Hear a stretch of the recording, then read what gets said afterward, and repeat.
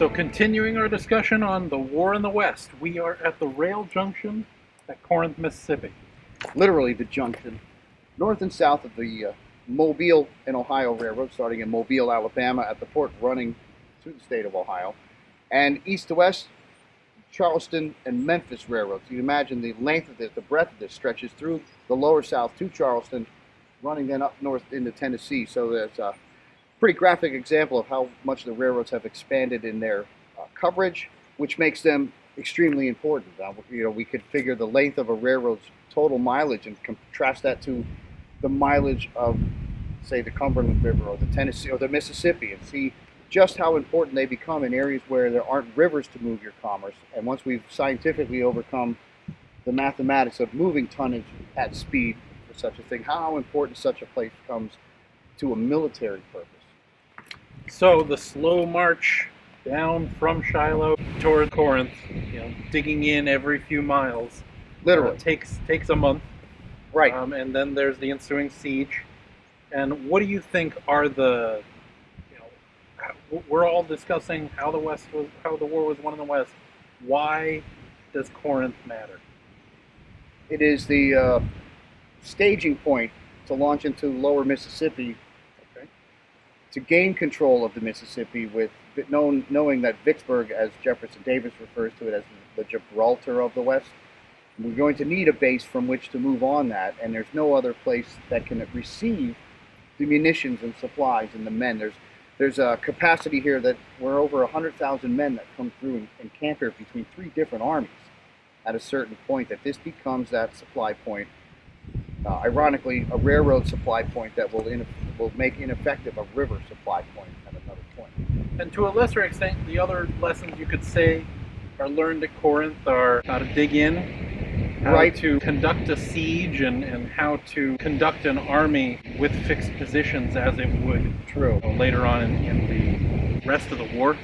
And I'd say we also talked about how this is another grinding victory for the Union, and another logistical base taken away from the Confederacy, more of a morale loss. I mean, we know that the Confederate army is already hemorrhaging from desertions.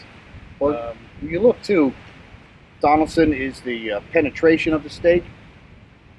Shiloh is a further penetration. Corinth is the stake is near to the heart, and that heart being Vicksburg, that the stake is nearly driven, that will crack and split the South. The lessons learned from things like the fixed positions and the siege warfare.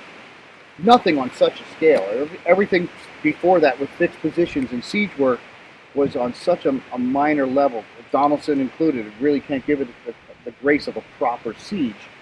Fixed positions, well, it's in a fort, so it's a little different than just the hasty fort created by digging in and trenching and sandbagging and breastworks that are nearly impenetrable, using siege guns for defense of those positions. This is the dress rehearsal for the sort of thing we'll encounter at Vicksburg, and eventually, unknown at that moment, what we're going to encounter at Petersburg as well. So this is a setup. This is a development in warfare where both sides have kind of upped the ante from what we had considered the classic Napoleonic maneuvering, but now we're incorporating technology.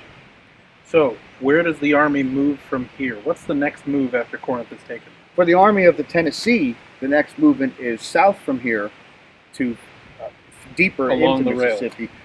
For a time along the rail, but getting closer to Vicksburg, the question comes, because this will head west, or rather east of Vicksburg towards Jackson, and that's the capital of the state, but it's also the main railroad junction that feeds it. Very similar with the diamond there amongst the different railroads, but it serves as a staging point that will feed Vicksburg and allow it to sustain itself, and also serves as a junction from Vicksburg to move goods. So you can't get at Vicksburg from that. You can't get at Vicksburg from the north. So getting us into that vicinity, that's what this is important for. And then when we need things, we can send back to here using that volume and capacity of the rails to get it closer to us. So it's almost a process of improvising the next step based on what toehold or foothold we have found previous. That I'll look for the next one when I get there, and then I'll learn from that how to use this and how to exploit this to best advantage in the next step. Well, there's so many things we could get into as far as who's here, and political situations amongst the commanders as far as Buell's army being here and who's going to stay and control this and whose army is going to move further south. And at that point, it's obvious my army's the larger army. I have the rank.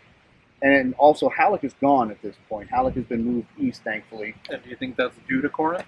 No, I think it's due to post Shiloh on the road to Corinth because of all those stops and those entrenchments and the length of time it takes to get here. You know, it's a day's ride, a day's march. Yet it takes us weeks, beyond a month to get here, when we could have been here ahead of that. And that time it takes us to get here allows the Confederates that are fortified to fortify even more, which makes the siege necessary to break them and gain Because control. Halleck is talented and knowledgeable and experienced, but he doesn't, not necessarily in the field. We kind of branded him Old Brains because he's great with the book. He's great at the desk. But you put him in the field, and it becomes questionable how he will take the book and the desk and apply that. And we'll definitely talk about how Halleck does actually really help the war effort once he's put into the right position. Right. We find, like a lot of commanders, they rise to a certain level, and you find somebody who's perfect for division or corps level, but not army commander or such higher. Halleck is perfect to be that conduit to the War Department and the Quartermaster Corps. So the Army of the Tennessee is more cohesive in a corps-developed situation, and we're growing. We're told that we're going to be receiving more troops. So the 3 corps, there's talk of, well, we'll have extra divisions. No, we'll just expand the corps. I want to keep that at a 3-corps army. Well, next time I think it'll be on to Vicksburg, and then truly the war will be won in the West. We'd like to think. Indeed.